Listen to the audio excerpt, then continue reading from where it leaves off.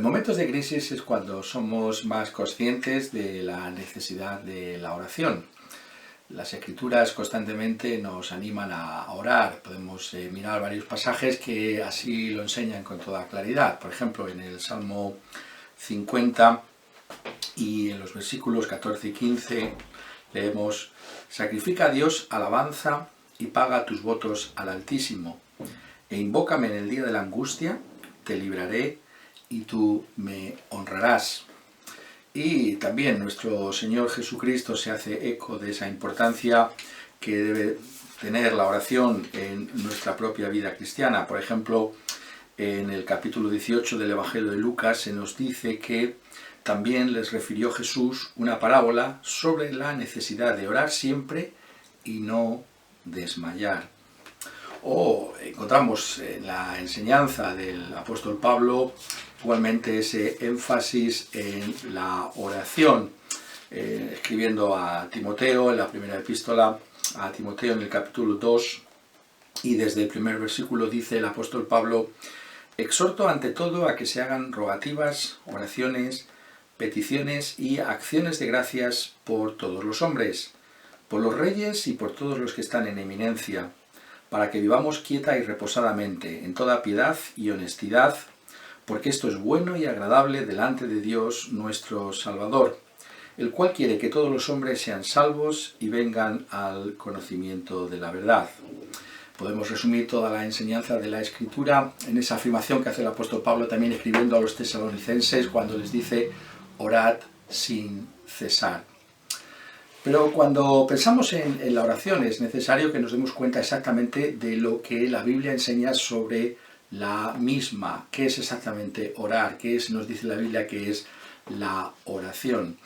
Y básicamente lo que la Escritura nos enseña acerca de la oración es que esta es una relación que entablamos con Dios el Padre por medio de nuestro Señor Jesucristo en el Espíritu Santo.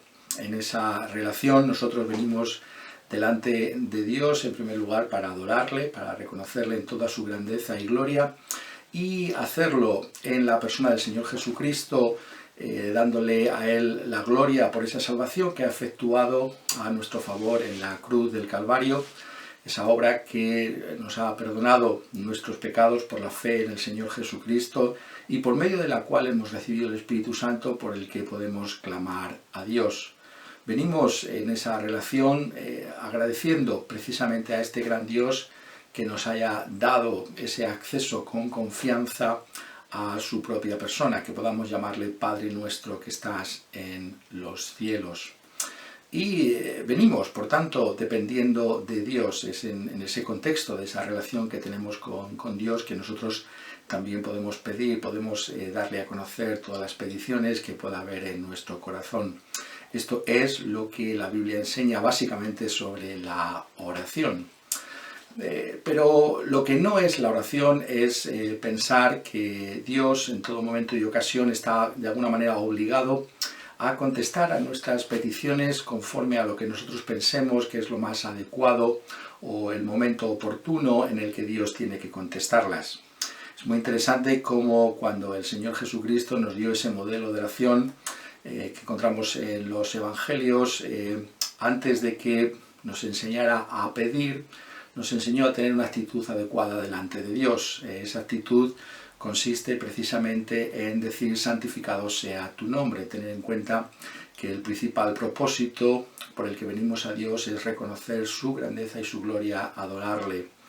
Y también someternos en todo momento a su propia voluntad. Por eso el Señor Jesucristo nos dijo que pidiéramos de esta manera: hágase tu voluntad en la tierra como también se hace en el cielo. Por tanto, lo fundamental en la oración, especialmente cuando venimos a pedirle cosas a Dios, es someternos a la voluntad de Dios. Si esa es tu voluntad, Padre Celestial, debemos clamar al Señor.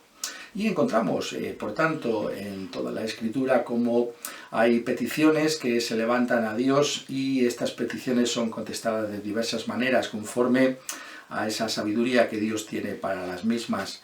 Encontramos, por ejemplo, a la iglesia orando por el apóstol Pedro y cómo el apóstol Pedro fue liberado, aunque fue una sorpresa la manera en que esa liberación de la cautividad, de la cárcel, aconteció. Pero también encontramos otro tipo de respuestas a la oración que no son las que se esperan. El apóstol Pablo, por ejemplo, también escribiendo en 2 de Corintios y en el capítulo 12, nos habla acerca de un aguijón que tenía en la carne. No nos dice exactamente qué consistía el mismo, pero lo que sí sabemos es que dice que 3 veces le rogó al Señor que lo quitara de él.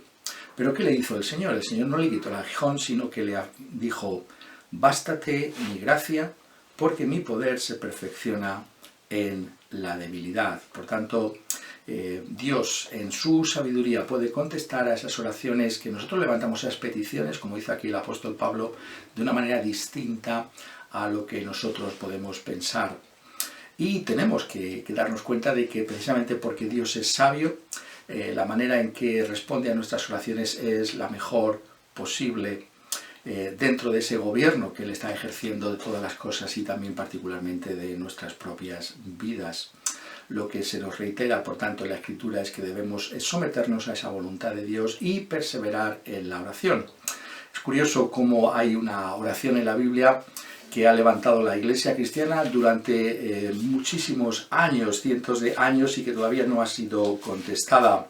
Es esa oración que encontramos justamente al final de la Biblia, en el libro de Apocalipsis y en el capítulo 22, donde se nos dice allí: sí, ven, Señor Jesús. La Iglesia anhela el retorno del Señor Jesucristo en su segunda venida, y esta es una oración que todavía no ha sido contestada, pero es una oración que constantemente levantamos delante de Dios. Ahí vemos con toda claridad cómo estamos sometidos a la voluntad de Dios, cómo Dios tiene un plan sabio para contestar a nuestras oraciones. Lo importante es, por tanto, saber que estamos en manos de un Padre que nos ha dado lo mejor que tenía, que es a su propio Hijo amado, nuestro Señor Jesucristo, para hacernos su pueblo, por medio de esa obra que Él realizó en la cruz del Calvario, y que el Espíritu Santo es el que nos mueve para que podamos expresar esta gratitud a Dios por lo que ha hecho a nuestro favor y podamos venir siempre con confianza. Lo importante es desarrollar esa relación con este gran Dios como nuestro Padre. Él sabe mejor que nosotros, y en momentos de dificultad o de crisis podemos encomendarnos completamente a este Dios, sabiendo que Él ha prometido cuidar de nosotros.